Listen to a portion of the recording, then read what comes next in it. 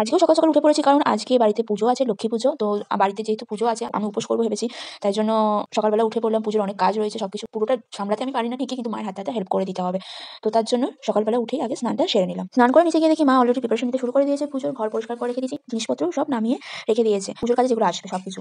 আমি নিচে গিয়ে মাকে কি করবো জিজ্ঞাসা করতে, মা বললো তুই ময়দাটা মাখ, পুজোর লুচির জন্য আমি স্নানটা সেরে আসি। তো আমি ময়দাটা মাখতে স্টার্ট করে দিয়েছি, কারণ ময়দাটা আমাকে খানিকক্ষণ রেখে দিতে হয়, তাহলে লুচিটা ভালো হয়। তো আমার ময়দা মাখা হয়ে গেছে দেখো, এবারে খানিকক্ষণ ঢাকা দিয়ে রেখে দিলাম। আর এদিকে নারকেলটা ঠাকুমা রেডি করে দিয়েছে। এবারে কাকিমা স্নান করে এসে ফার্স্টেই সুজিটা ভাজতে শুরু করে দিয়েছে, কারণ আমাদের মা লক্ষ্মীকে লুচি আর সুজির ভোগ দিতে হয়, আমরা খিচুড়ি ভোগটা দিই না। তো কাকিমা ফার্স্টে সুজিটা ভাজছে। তো ভাজা হয়ে গেলে এবার তিলটাকে ভেজে নিচ্ছে, কারণ তিলের নাড়ু হবে। আসলে কাকিমা আগে সব ভাজাভাজির পাটটাকে একেবারে সেরে নিচ্ছে। এবারে সুজিটা কাকিমা রান্না করে নিয়েছে, দেন তিলের নাড়ুটা বানাতে স্টার্ট করে দিয়েছে। আমরাও তাতে হেল্প করে দিচ্ছি। তিলের নাড়ুটা বানানো হয়ে গেলে সেটাকে সুন্দর করে বাটিতে সাজিয়ে নিলাম আমি। এবারে এদিকে বোঁদেটাও রেডি হয়ে গেছে, আর এদিকে আমি আর একটা পিসি মিলে পুজোর বাকি কাজগুলো সব সাজিয়ে ফেলছিলাম এক এক করে। তো পিসি পুজোর এই নৌকাটাকে সাজিয়ে দিচ্ছে, কারণ এই নৌকাটা আমাদের মা লক্ষ্মীর পাশে দিতে হয়। তো নৌকাটা রেডি হয়ে গেছে, এবার এদিকে খইটাও বাছা হয়ে গেছে, দেন পঞ্চপ্রদীপ প্রদীপ এগুলো সব রেডি করা হচ্ছিল। এবারে দেখো এগুলো সব রেডি হয়ে গেছে। কাকিমা এদিকে যেখানে পুজো হবে সেই জায়গাটায় আলপনা দিচ্ছে। আলপনাটা কাকিমা একা দেয়নি, মা কাকিমা দুজনে মিলেই দিচ্ছে। এই পাটটা কাকিমা আলপনাটা দিচ্ছে, আর এই পাটটা মা দিচ্ছে। এবারে বাইরে কলাবউ রেডি করা চলছে। আমাদের লক্ষ্মী পুজোতে আমাদের প্রতিষ্ঠিত পাথরের ঠাকুর আছে ঠিকই, বাট ঠাকুরের পাশে এই কলাবউ দিতে হয় লক্ষ্মী পুজোর দিন। তো কলাবউকে রেডি করে কলাবউকে স্নান করানো পর্ব চলছে।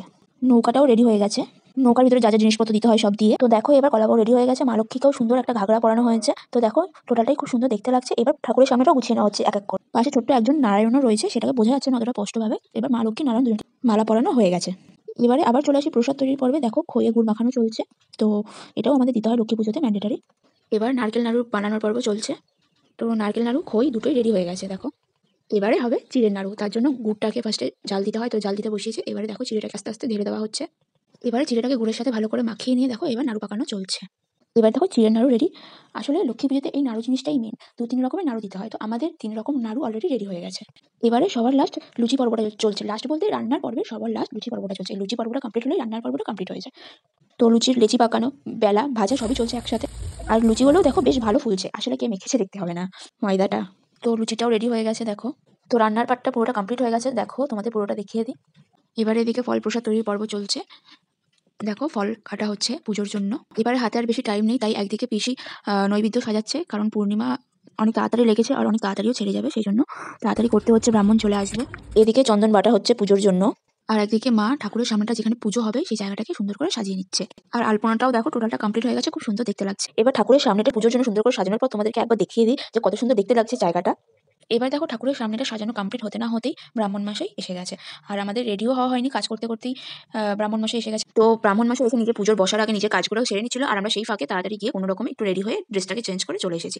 তো দেখো সব গুছিয়ে এগিয়ে দিচ্ছে মা, আর ব্রাহ্মণ মশাই পুজোতে বসার জন্য নিজের দরকারি সবকিছু রেডি করে নিচ্ছে। এবার ব্রাহ্মণ মশাই পুজো স্টার্ট করছে, তো পুজো স্টার্ট করে দিল। এবার পুজো চলছে, তো আমরাও সবাই রয়েছি এখানে বসে। এবারে অঞ্জলি পর্ব স্টার্ট হলো, সকলে মিলে আমরা অঞ্জলি দিলাম। এবারে পুজো একদম কমপ্লিট হওয়ার পর্বে চলে এসেছে। এবারে মা ব্রাহ্মণকে দক্ষিণা দেওয়ার পরে পুজো কমপ্লিট হলো। এবার আমরা সবাই মা লক্ষ্মীকে প্রণাম করে নিলাম এক এক করে। এবারে ব্রাহ্মণ চলে যাওয়ার পরে মা কাকিমা আমি সবাই মিলে আলতা পরে নিলাম, কারণ তখন পুজোর আগে আলতা পরা টাইম পাইনি, পুজোর কাজ করতে করতে ব্রাহ্মণ মশাই এসে গেছিল। তো তাই জন্য এখন আলতা পরে কাকিমা পাঁচালি পড়তে বসলো। এবারে পাঁচালি পড়া কমপ্লিট হলেই এবারে ফার্স্টে চরণামৃত, দেন শরবত খেয়ে উপোস ভাঙলাম। উপোস ভাঙার পরে পাড়া সবাইকে কাকিমা গুছিয়ে প্রসাদ দিয়ে আসলো।